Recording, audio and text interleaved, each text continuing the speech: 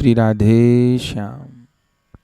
आज श्री गोवर्धन पूजा के पावन पर्व पर समस्त भक्तजनों को श्री गोवर्धन पूजा महोत्सव की अनेकों बार बधाई है।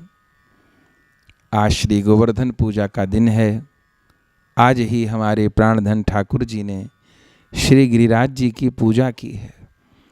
स्वयं राधा माधव ने गिरिराज जी की परिक्रमा की है, गिरिराज जी को स्नान कराया है और ब्रजवासियों के साथ गिरिराज जी को भोग लगाया है। आज बहुत पावन तिथि है। सब घरों में गोवर्धन भगवान का उत्सव मनाया ही जाता है। अनेक भक्तों की जिज्ञासा थी, फिर भी आप बताएं। तो अगर घर में गिरिराज जी हों तो बहुत सुंदर है, अन्यथा जो घर के विराजमान ठाकुर जी हैं उनका पंचामृत से अभिषेक कराएं और गोमय के गोबर के गिरिराज जी बनाएं, उनका विधिवत पूजन करें। और उसके पश्चात जो मुख्य वस्तु है आज की, गौ पूजन करना चाहिए। दीपावली को भी गौ पूजन करना चाहिए और गोवर्धन पूजा वाले दिन स्वयं भगवान ने गौ पूजन किया है, तो गौ माता के चरण धुलाएं, गौ माता के माथे पर रोली से चावल से तिलक करें, उनके सींगों पर कलावा बांधें, उनको वस्त्र उड़ाएं, फिर उनको भोजन कराएं, आरती करें, परिक्रमा करें, गौ पूजन करें। ये गोवर्धन पूजा वाले दिन का विशेष महत्व है।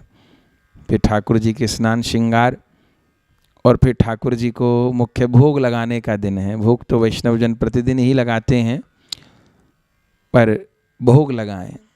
56 भोग की बड़ी महिमा है।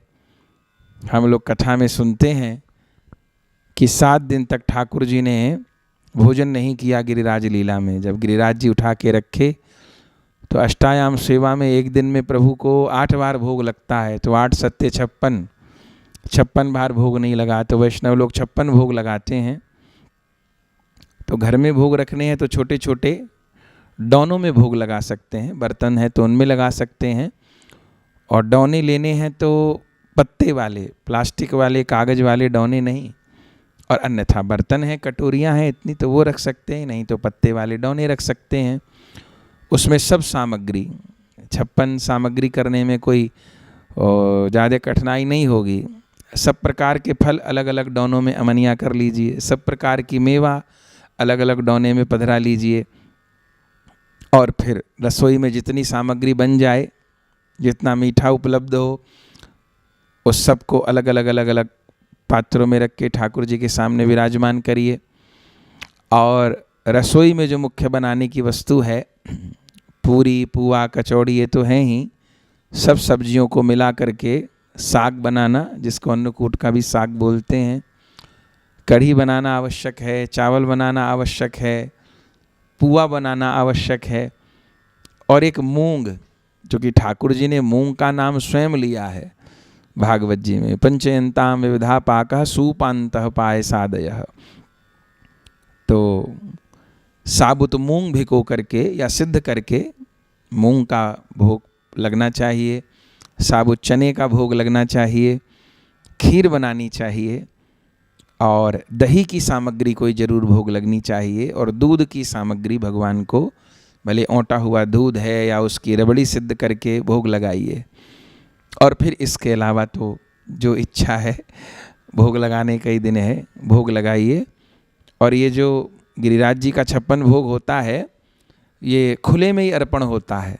ये भोग ठाकुर जी पर्दे में नहीं लगाते हैं, प्रगट में ही लगाते हैं। चूँकि गिरिराज लीला में प्रगट में ही लगाया है, इसलिए बिना पर्दे के ही भोग लगता है। सब में तुलसी जोड़िए, गुरु मंत्र से भोग को अर्पण करते हैं। और ये भोग कम से कम 1 प्रहर ठाकुर जी के सामने विराजमान रहना चाहिए।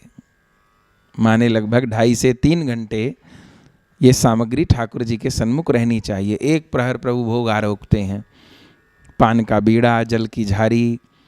और फिर जब प्रभु भोग आरोग लेते हैं, उस समय में कीर्तन कर सकते हैं, कीर्तनों का गान करें, नाम करें।